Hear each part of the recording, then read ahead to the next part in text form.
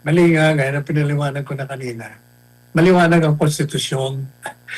13 ang kailangan mo. At yung sinasabi nila, naka-aresto, wala rito. Pareho nung sa Abilino. Pwede nga kahit na-arestado ka, pwede ka naman mag-participate. Sabi nila, hindi, pwede hindi ma-compel. Oh, alam nyo, pwede po yan. Ang gagawin lang na Senado, makiusap sila sa hukuman, o petition sila na kailangan yung aming miyembro, kailangan mag-participate yan. Kaya payagan mo, kung ayaw mong payagan niya na may bantay dito sa Senado, hindi pa online mo yan. Kaya nga may online Ganon din sa abroad. Madali sabi, hindi applicable yan. Pwede lahat yan kung gusto. Ang problema kasi, Hana, yung sinasabi nila, kailangan ng interpretasyon.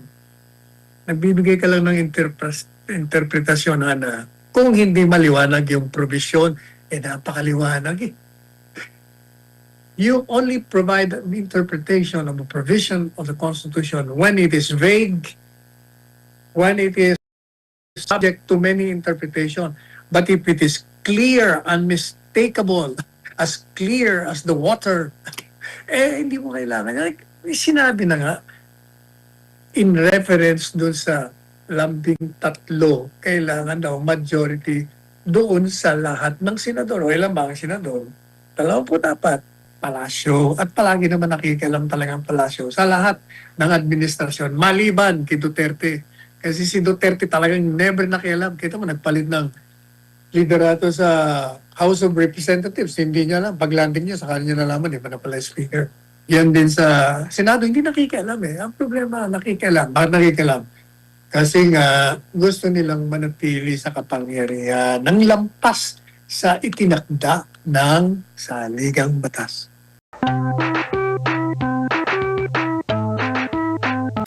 First, ano bang nakalagay sa Constitution? Constitution is very clear in unmistakable language na ang quorum sa mga senador 1/2 plus 1. It refers to all senators. Wala naman nakalagay doon na pag ikaw ay nasa ospital, wala ka dyan, nakakulong ka, nasa abroad ka, mababago ang komputasyon mo ng quorum. Kalagay doon it refers to all senators. So, maliwanag.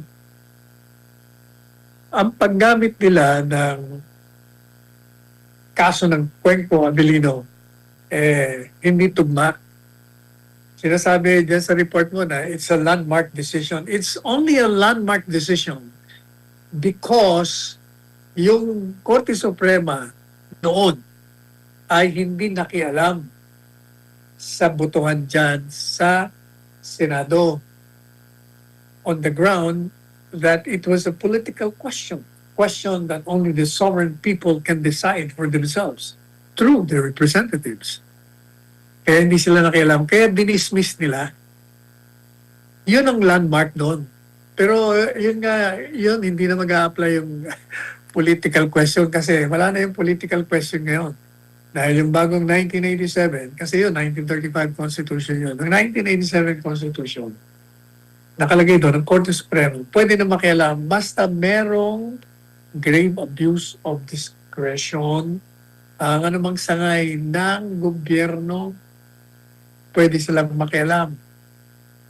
Sila ang magiging supreme pagdating sa issue kung ano ang tama o mali sa pagbasa at pagpapatupad ng batas. Pangalawa,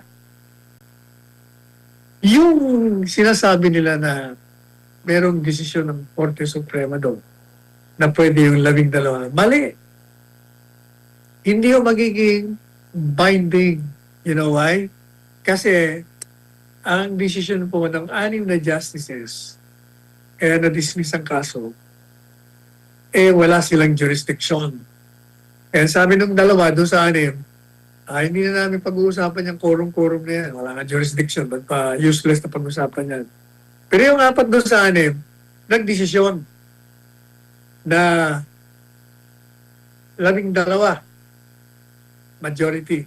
Okay na yun dahil wala daw yung isa nasa abroad at yung isa naman nasa ospital.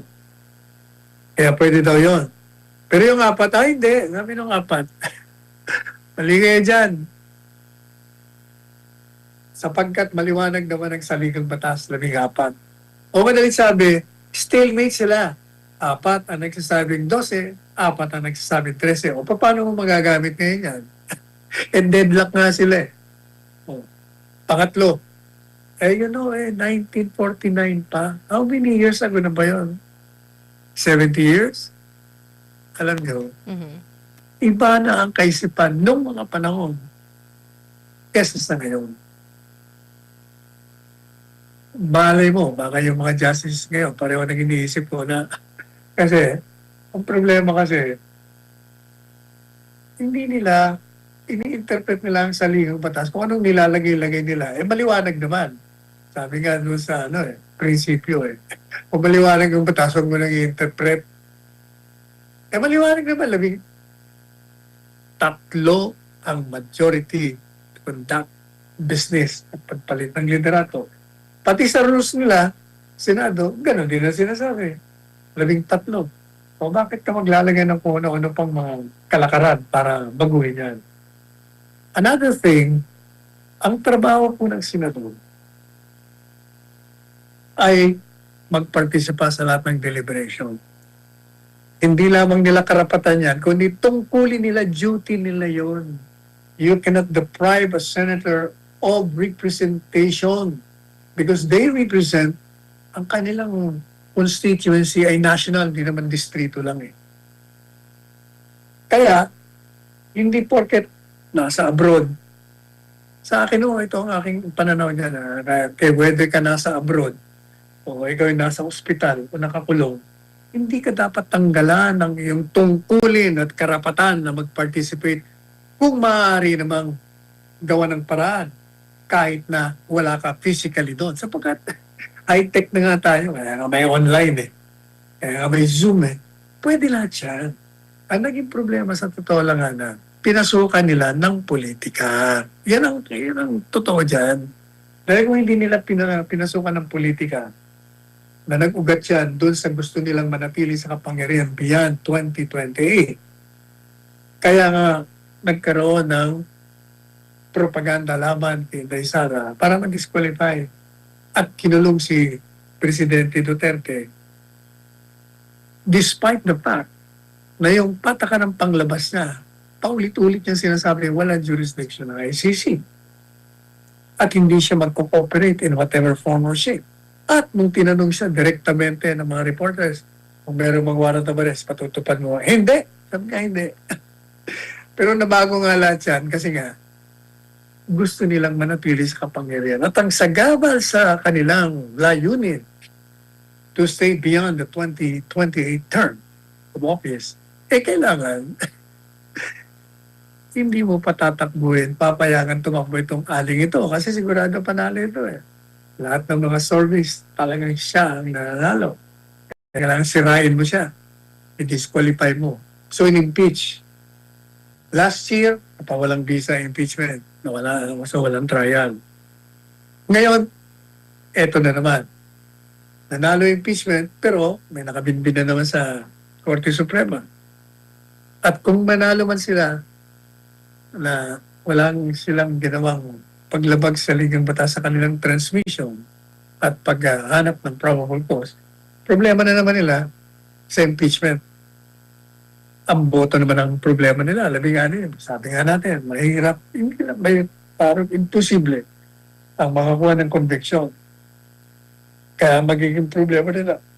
Kung ang layunin mo to stop Inday Sara from becoming president, anong gagawin mo kung natalo ka sa impeachment? There is only one way. Walang eleksyon. Kaya pinag-uusapan na nila yung no election, yung Constituent Assembly, pumapasok yun. And as I said, the only way to stop an election is if there is a widespread unrest, violence that will affect the result and the credibility of the election. O, pag may gulo, pwede naman madali maghasip ng gulo. Just using the enemies of the state. Alam niyo naman ngayon, kahit yung mga kaliwa, nakikipagsabuatan sa may mga kapangyarihan. Kasi nga, yung common enemy si Duterte. Pwedeng gawin yun. So, madalit sabi, yun ang pangamba.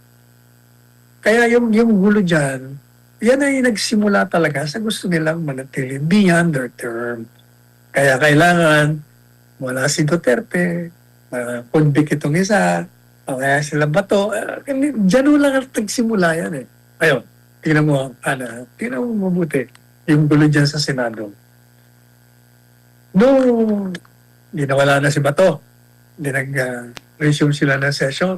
Ang unang pinagkaguluhan nila ay yung motion to amend the rules. Nagre-reklamo yung minority. Sabi nila, teka muna, ba't nyo naman kami pinipilit na pagbutuhan natin yan? Nakalagay sa rules natin eh. Dapat sa Committee on Justice muna yan. Alam mo, binasa ko yung rules nila. Gaya na sa pantako yan, ang problema dito sa mga politika eh. Bakit kanyo? Under the rules, the Senate President has the discretion to refer any motion to amend the rules to the Committee on Justice. Madalit sabi, hindi yon command. May discretion sa kanya. Kung ayaw niyang i-refer at pagbutuhan na nila sa plenary, yun ang mangyayari. Pero ini-refer nung naunang yung pinalitan. Ang problema, tinan mo, ang katwiran nila, dapat Committee on Justice. Wala nga Committee on Justice kasi nabuwag na. May bago na, hindi pa nabubuo. Wala pang bagong chair. Ba't yung pagpipilitan yung katwiran na yun? Pangalawa alam mo yung rules, yung pangalawang paragraph, nakalagay doon, motion to amend the rules may also be discussed and debated upon and voted upon sa plenary. Biro nyo, pwede naman pala. Bakit nagkakaproblema kayo? Maliban pa dyan, nakausap ko yung isang senador. Sabi niya, alam mo, meron naman talagang online voting eh. Meron lang mga circumstances to warrant it. O biro niya, meron naman palang online voting, pinagkakaguluhan nyo. Pinag-uusapan niya pa yung rules na pwede naman pala. So, madali sabi niya, walk out. Ang pagkakamali naman ni Alan, mawalang galang na sa kaibigan natin. Nakalimutan niya na meron siya kapangyarihan under the Constitution to compel the attendance of these walking out members of the Senate. Pwede niyang ipa-aresto, pabalikin niya para nagkaroon kayo ng session. Hindi niya ginawa. Ang ginawa nila, ginantihan nila. Kaya hindi sila pumasok. Yun. Parang nga mga bata eh. Ang problema rin ganito. Nung hindi pumasok, hindi walang session. Ang reklamo ng minority, pambihira kayo. Hindi kayo nagtatrabaho. Palitan nga natin liderato para makapagtrabaho tayo. Pinalitan. Anong ginawa nila, Hana? Di ba nag-adjourn? Hindi rin sila nagtrabaho. Makikita mo talaga yung ugly politics ang pumasok niya. Yan ang talagang kadahilanan niya. Kaya nagkakagulo sila. Ngayon, anong remedyo? Sabi po natin nung isang araw pa, punta na lang kayo sa Korte Suprema para ma-resolve na yan kung sino ba ang tunay na nangunguna dyan o ang Senate President. Kasi kung ako tatanungin nyo, 13 yan, maliwanag yan sa ligang batas. Either go to the Supreme Court or pwede ba mag-usap-usap na lang kayo? Huwag na kayong parang mga bata. On your own. Yun na kailangan ng, tinatanong ko kanina sa interview, sinong unifying leader? Hindi naman kailangan ng unifying leader. Kung yung mga senador na yan will just be loyal, fealty to their oath of office, hindi sila susunod sa kanilang mga partido, sa kanilang mga alyansa, sa pananakot o whatever consideration, magiging matuwid ang Senado. Wala na mga minority, majority, just vote according to consensus. Walang problema ang Senado. Ang problema, pinasukan niya ng politika. Magulo kayo. Are you convinced, Attorney Sal? Kasi palabas siya. Nasalubong niya yung ubod ng dami. Nagsimula yan kasi kaya, di ba, magulo yung entrada nila kasi pinigilan sila ng bagong usaha. Di ba? Ayaw silang papasukin eh. Kaya siyempre, nung nagkaroon na ng kumusyon, siyempre, sunod, sabay-sabay na. Nagkataon naman, siya naman palabas. Oh. Kaya sabi niya, masasagasaan siya ng maraming tao, kaya hindi niya siguro malaman kung anong gagawin niya. Kaya nakatayo na lang siya doon. Kaya tama rin yung sinasabi ni Robin Padilla. Wala naman nagbuhat ng kamay sa isa't isa. Kumbaga, yung grupo papasok papasok doon sa session ulit. Ito namang isa, palabas. O kaya nagkasalubong. Wala, misunderstanding lang yan. But there is Ito naman kasi, ang problema naman dito kasi kay DILG. Ano naman kasing ginagawa mo dyan? Alam mo na nagkakagulo na dyan eh. Punta ka pa. Wala na, hindi ka naman miyembro ng Senado. Wala namang reklamo na may away o what. Di ba? O yan naman ang problema kung ba't ka nandun. Inabutan ka tuloy ng nagdadagundong na mga tao na pinigilan ng usaa na pumasok. Taong bayan, sinasabi nila, kung totoo yan sinasabi nitong 18. Ngayon, alam na namin kung bakit itong mga dating nasa may hawak ng Senado pinipigilan ng investigasyon. Kasi yung pala, maraming involved, pati sila involved. O kaya nga, yun ang problema eh. Pumasok na nga yung politika plus yung tinatawag na instinct of self-preservation. Maapektuhan sila eh. Kaya nakita mo yung unang Blue Ribbon, ang daming inaabswelto. Ang daming inaabswelto. Si Marcos Jr. inaabswelto. Tinuturo ni Saldi. Si Martin inaabswelto. Yung 18 ayaw tawagin. Yung pala, kung totoo ang sinasabi nila, kaya pala, ang dami palang involved, kayo pala lahat involved. Ayan ang problema ngayon. Kaya talagang dapat makialam sa mag-file na yung isa sa kanila o dalawa sila mag-file para yung Korte Suprema sabihin na, para tuloy-tuloy na yung investigasyon. Ang problema, alam mo, Hana, hindi mo natin malaman yung investigasyon na yan. Kung lalabas talaga yung katotohanan. Kasi eto na, naglabasan na yung 18.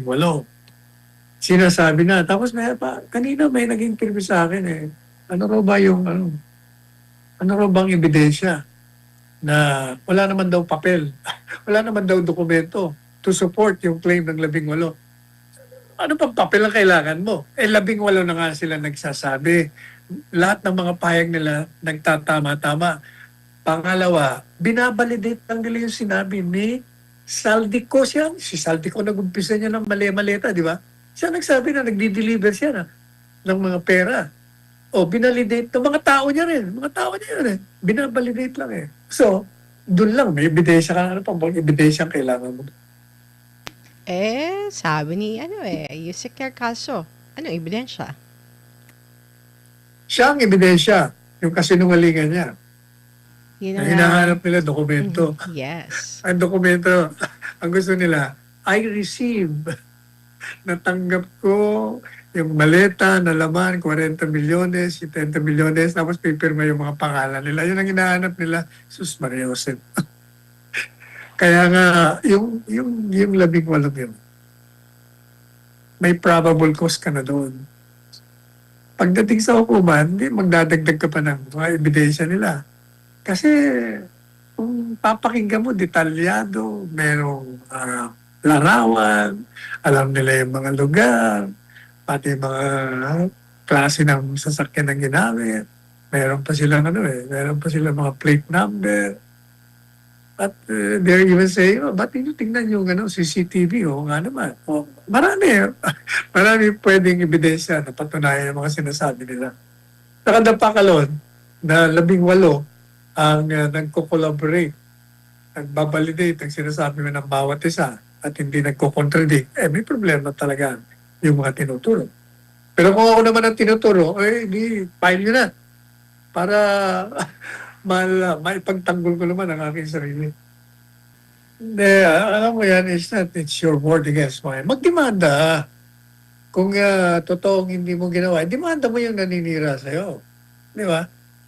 Kung tatanggi ka lang, alam ka namang umamin ka kung may ginawa kang mali. Pero kung talagang kasinungalingan, di demanda mo. Di ba? Magdemanda kayo. Ganon din naman itong grupo ng 18. O, pag merong ebidensya na ginawa ng mga tinuturo nila, magdemanda.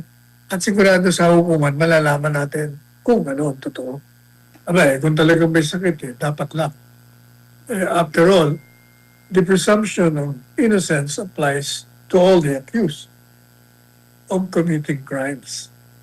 Ako nga, alam mo, estudyante pa ako sa UP College of Law. Ini-question ko na yung yung hindi ka pa naman nakukonvict, kinukulong ka na. That run against the constitutional presumption of innocence. Kaya nga pinagpapalagay na hindi ka gumawa ng kalokohan, dinimanda ka lang pag heinous crime, kulong ka na. Hindi ka bibigyan ng bail unless na mahina ang ebidensya. Pero sa akin, mali yan eh. Pag sinabi mo, pinagpapalagay na inosente ka, ay hindi dapat na ikulong. Pwede namang libre ka, pero di ba sa Amerika, meron silang mga bracelet, matitrace kung nasaan ka, meron silang sa paa, may namamonitor ka. Dapat ganun ang gawin natin. Oo, hindi mo na kailangan ikulong. Libre ka, pero pag nakakita na talaga may kasalanan ka, dampot ka agad. Kaya ngayon, ikukulong mo. Di ba? Kawawa naman. Whether guilty o hindi yan, hindi pa nga eh. Kaya nga tayo meron sinatawag na due process eh. Kaya para sa akin, mali yun eh. Pag ikaw dinimanda, hanggat di napapatunayan, libre ka. Pero, in substitution for that tinatawag na no bail, lagyan mo na lang ng mga monitoring device. Rizal? Matagal na natin yan. Matagal na natin ang pag-usapan yan. Di ba yung provision talaga, yung batas na yan, sinisimento mo lang lalo eh. Sa halip na kontrahin mo dynasty, lalo mong pinalakas. Talaga naman, alam mo, common sense naman yan eh. Ba't naman sila gagawa ng batas na laban sa kanilang interes? Kaya hindi ba gusto ko buwagin na yung Kongreso? Kaya ang dapat ng dasal, may all the members of the Senate be enlightened by the wisdom na kailangan maging loyal kayo sa mga sinumpa nyo. Kalimutan nyo na yung mga partido ninyo. Kayo-kayo na lang mag-decide on your own. The loyalty should be sa Republic The of the country, Philippines. to their oath of office. Dapat gano'n.